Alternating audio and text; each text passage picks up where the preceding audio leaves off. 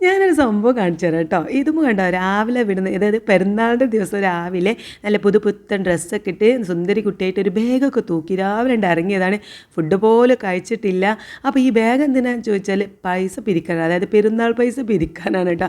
ഇവിടെ എല്ലാവരും പെരുന്നാൾ നമസ്കാരം കഴിഞ്ഞിട്ട് പള്ളിയിൽ നിന്ന് ഇറങ്ങി കഴിഞ്ഞാൽ ഈ റോട്ടിൽ കാണുന്ന എല്ലാം ഞങ്ങളുടെ വീട് അടുത്തടുത്ത് വീടായതുകൊണ്ട് തന്നെ എല്ലാവരും അങ്ങോട്ടും ഇങ്ങോട്ടൊക്കെ നല്ല പരിചയമാണ് കേട്ടോ. അപ്പോൾ ഇങ്ങനെ പള്ളി നിസ്കാരം കഴിഞ്ഞിട്ട് വീട്ടിലേക്ക് മടങ്ങുന്ന ആ ഭാഗത്തുള്ള കുട്ടികളെ മക്കളെയൊക്കെ കണ്ടില്ല എല്ലാവർക്കും പെരുന്നാൾ പൈസ കൊടുക്കുക എന്നുള്ള ഒരു ചടങ്ങുണ്ട് കേട്ടോ. അപ്പോൾ അത് വാങ്ങാൻ വേണ്ടിയിട്ട് ഇറങ്ങിയതാ കിട്ടിയ പൈസയാണ് ഗോയ്സ്. അപ്പോൾ ഒരുപാട് പൈസ കിട്ടിയിട്ട് അവൾ ഭയങ്കര സന്തോഷത്തിലാണ്. സത്യം പറഞ്ഞാൽ രാവിലെ എണീറ്റ് അവളൊരു ഫുഡ് പോലും കഴിച്ചിട്ടില്ല കേട്ടോ.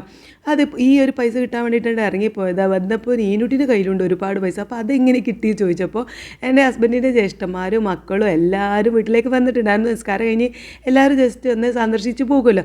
അങ്ങനെ വന്നപ്പോൾ നീനുട്ടിക്ക് കൊടുത്ത പൈസയാണിത്. അവൾ പുറത്തിറങ്ങാതെ തന്നെ അവളുടെ കയ്യിൽ കുറേ പൈസ കിട്ടി. ഇതും വീട്ടിലില്ലാത്തതുകൊണ്ട് ഇതുമൊരു പൈസയൊക്കെ എന്നെ ഏൽപ്പിച്ചിട്ടുണ്ടായിരുന്നു.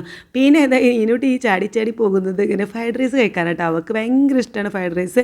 നീനുട്ടിനെ നിർബന്ധത്തിനാണ് ഫ്രൈഡ് റൈസ് ഉണ്ടാക്കിയത്. ഫുഡ് ഒരു വട്ടം കഴിച്ചെങ്കിലും വീണ്ടും ഇടയ്ക്കിടയ്ക്ക് പോയി സ്പൂൺ കൊണ്ട് ഇങ്ങനെ കോരി തിന്നുന്നുണ്ടായിരുന്നു. അവൾ തിന്നുന്നത് കണ്ടപ്പോൾ എനിക്ക് കൊതിയായിട്ടോ.